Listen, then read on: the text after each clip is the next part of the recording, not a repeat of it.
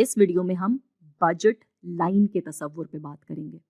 شاید آپ نے ریاضی خاص کر الجبرا میں اس کے بارے میں پڑھا ہو کہ میرے پاس اتنے پیسے ہیں اور اس پیسے کو میں کہاں کہاں خرچ کر سکتا یا کر سکتی ہوں۔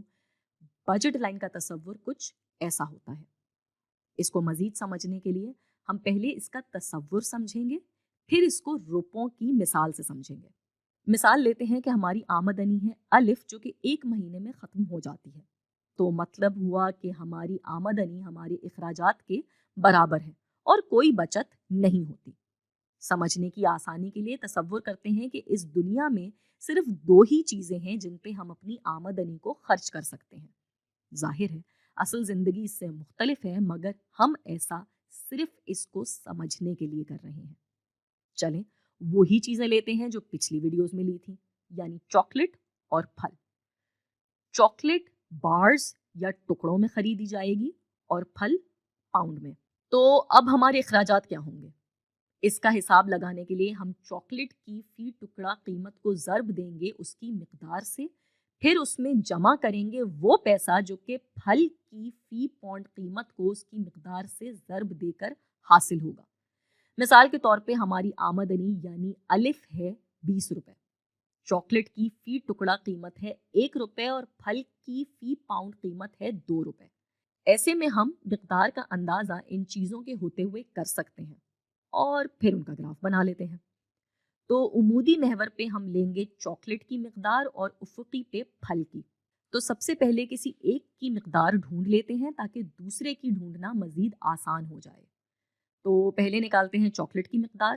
ایسا کرنے کے لیے ہمیں پھل والے حصے کو سرے سے یہاں سے ہٹانا ہوگا، جس کی وجہ سے ہم نے اس کو لکھا الف کے ساتھ۔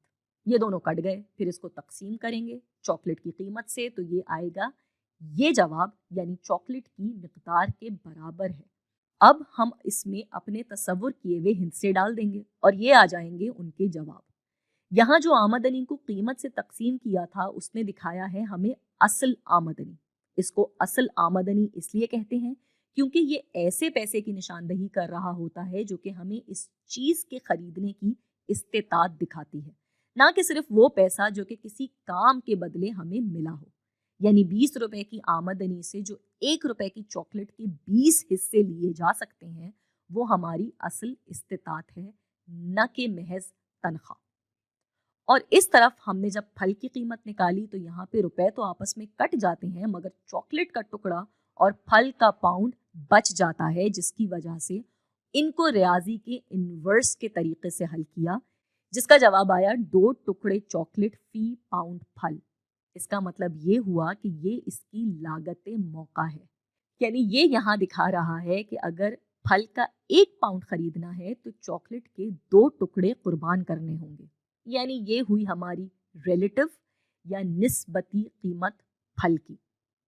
اب اس کو اگر ہم گراف میں بنا لیں گے، یہاں پھل کی مقدار والے حصے کو ہم کئی طرح سے دیکھ سکتے ہیں، جیسے کہ اگر ہماری آمدنی 20 روپے ہے اور پھل کی قیمت 2 روپے فی پاؤنڈ، تو اپنے بجٹ کے اندر ہم 10 پاؤنڈ پھل خرید سکتے ہیں، جس کی وجہ سے یہ لکیر ایسی بنی تھی۔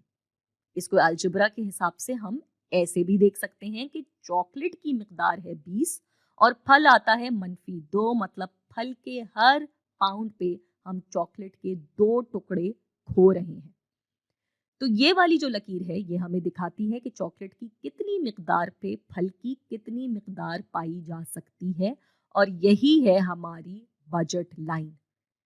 ہاں، اس سے باہر کا کوئی انداز خرید ہماری استطاعت سے باہر ہے تو ہمیں جو کچھ لینا ہے اس لکیر کے اندر اندر ہی لینا ہے، بلکہ اگر اس لائن کے نیچے رہ کر خرچ کیا جائے تو اور بھی بہتر ہے، کیونکہ اس سے بچت ممکن ہو جائے گی۔